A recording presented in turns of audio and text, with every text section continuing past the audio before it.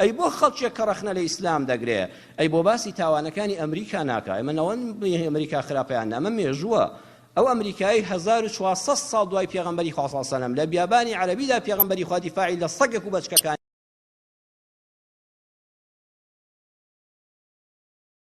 کرد کە لەشکر بە شوێنەکەیان نەڕوا ماڵەکەی لێتێک نەدا و بەچکەکان و دایکەکە نەترسێنێ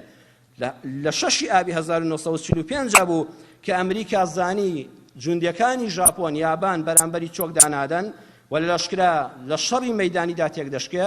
کۆشکی سپی بە سەرۆکایەتی هاری ترۆمان سەرۆکی ئەو کاتەی ئەمریکا کە لە ئیعلامی خۆیەوە وتی بە بڕیاری کۆشکی سپی ئەمریکا بڕیارماندا قومبەلەی زەڕی قومبەلەی ئەتۆمی قەدەغەکراو لە خاشی یاباندا بەکاربێنین بۆی چۆکیان پێدا بدەین لە شارێکی هەژار نشینی فەقیردا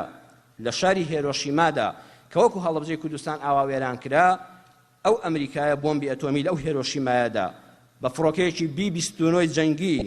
کە فڕۆکەوانەکەی ناوی پۆل تیبس بوو ئەم کابرا ئەڵێن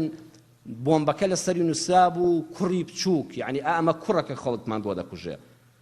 نەیزانی بوو بە حیسابی خۆی ئەمە ئەتۆمێ چونکە دواتر مەیلە و شێت بوو بردیان بۆ شێتخانە کە ئەو هەموو دیمەنەی بینی ئەو هەموو خەڵکی کوشتووە دواتر ئەو فڕۆکەیان برد لە مەتحەفدا ناوەکو ڕێزلێنان کە گیانی ئەو هەموو مرۆڤێکی ئێستا دەیخوێنەوە بە ئەرقام کێشا بووی ئەمە جیهانی ئەمڕۆ ئەمەی پێبووە و پێغەمبەری خوا صلی الله علیه و سلم وەکو ئیسلام ئەمەی پێبوو بۆ خەڵک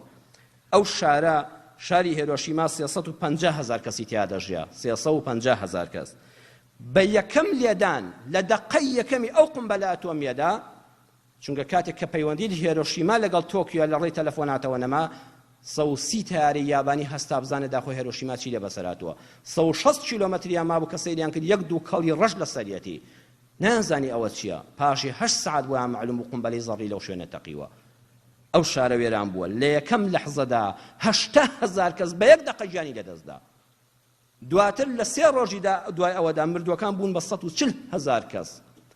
90,000 کەس بە برینداری دواتر تا مردن بە زەلیلی ژیان لە 190 خانوەکانیان ڕووخان ئەمەی کە کوژرا چێ بوو لە 195 خەڵکی مەدەنی بوو لە 105 سەربازی یابانی بوو بە ئاشکراش دەوڵەتی ئەمریکا ڕایگەیان کە ئەو تاوانەمان ئێمە کردووە نەک شەرمی نەکرد دوای ئەوە کە زانی یابانیەکان هەر چۆک نانادەن قومبەلەی زەڕی و ئەتۆمی لە ناکازاکیشدا بەڕێزان جیهانی ئەمڕۆ دیموکراسی ئەوەی پێبووە و پێغەمبەری خوا صلی الله علیه و سلم لەشکرەکەی ئەوەی پێبووە بەچکە سەگێک نەترسێن درێ و دایکەکەی بە بێشید بەجێ نەیاڵێ